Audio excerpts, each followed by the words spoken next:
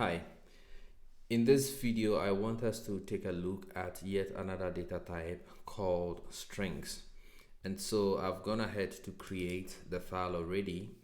I call it stringtypes.py, and in this file we are going to learn how to create string values and store them in variables.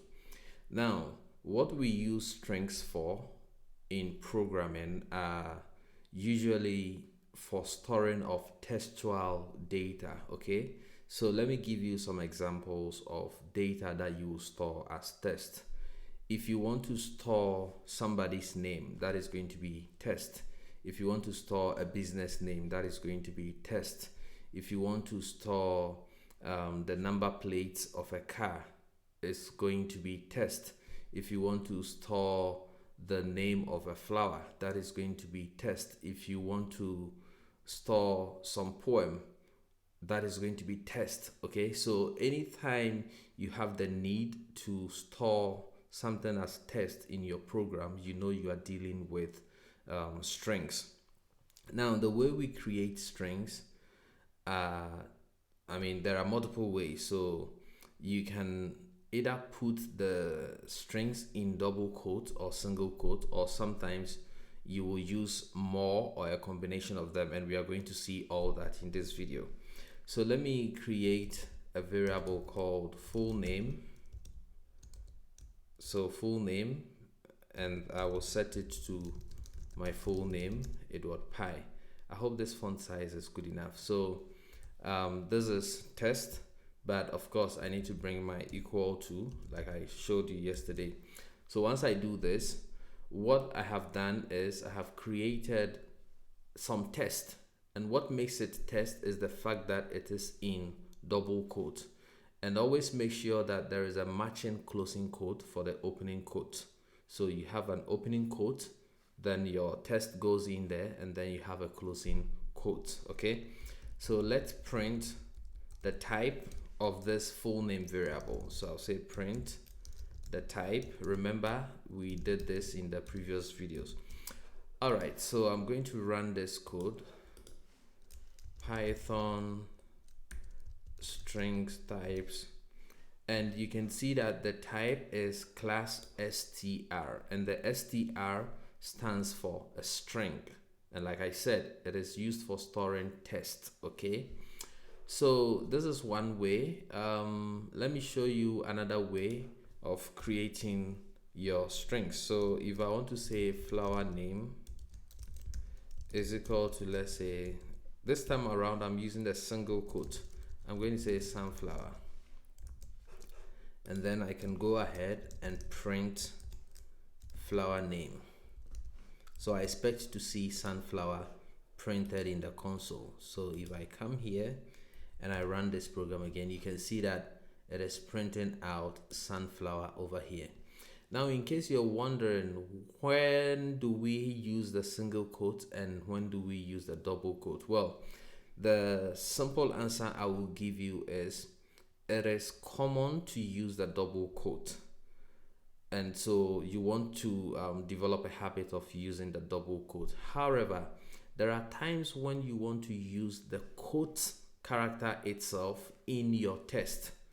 Then you will have to use the single quote so that you can embed some text that has the quote in it. Let me give you an example to make it concrete. So let's say I am creating a variable called message, and inside this message I want to say daddy said, and I want to quote what daddy said. So I can bring the double quote and I'll say, do not joke with life. So look at what's happening here. I started with a single quote, and so this is the start of the single quote, this is the end of the single quote, and then I want to quote do not joke with life, and so I am using the double quotes in there. Let's print this message, and then I'll come back and we'll see what will happen if we did it otherwise. Okay, so now I am coming here to run this program again, and you can see that it print daddy said, do not joke with life, and the do not joke with life are in quotes. Remember that on line 4, we declared flower name and we put it in single quote. But when we printed it out, we didn't see the single quote surrounding it. It is the same for the full name. So if I come here and I print full name and we run this program again, you will see that that also doesn't include the quote in it.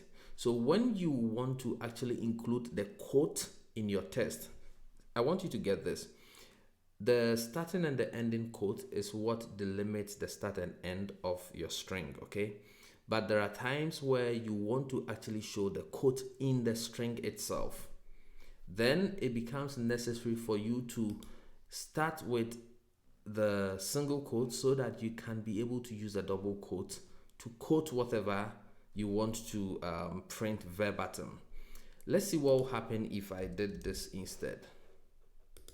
So this time I have double quote starting and I said daddy said, then I quote do not joke with life, and you can see that this is confusing Python. If I hover over it, it's saying statement must be separated by new line, semicolons, blah blah blah. It is not able to see that it is a string that I want to quote here. So what I can do is, if I want to maintain these double quotes to delimit the start and end, then I can quote using just the single quote. Okay, so until you have the need to actually quote something in your test, the choice of whether to use single quote or double quotes doesn't seem so important. And like I said, it is more common to use the double quotes in the Python convention, so you want to develop a habit of doing that. But whenever you have the need to quote something within the test, then you want to make sure that you are either starting with a double quote so that you can do your quoting with the single quote, or you start with a single quote so that you can use the double quote to give your reported speech.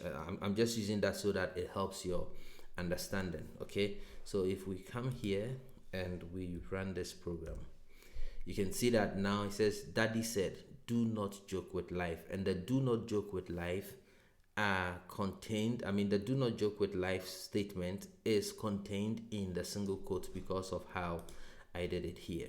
Okay, the next thing I want to show you is how to create multi-line multi-line strings.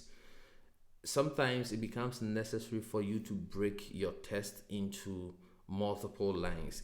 For example, if you are writing a program that automatically generates emails to send, or it fills in some template in an email and send, then you agree with me that you don't want to write an entire email on one line, and so you want to break that into multiple lines.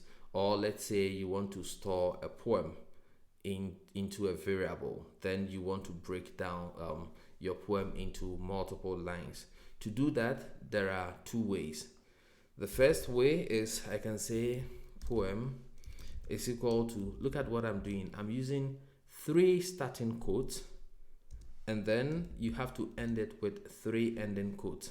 Then in between these 2 delimiters, I can type my multi-line test. So let me type a poem here. Say, if things go bad for you and make you a bit ashamed, often you find out that you have yourself to blame. Okay, so this is a short poem that I have stored in a variable called poem, and I had to use 3 double quotes as the start delimiter and the same for the end delimiters, because this is a multi-line string, so I am breaking my test into multiple lines.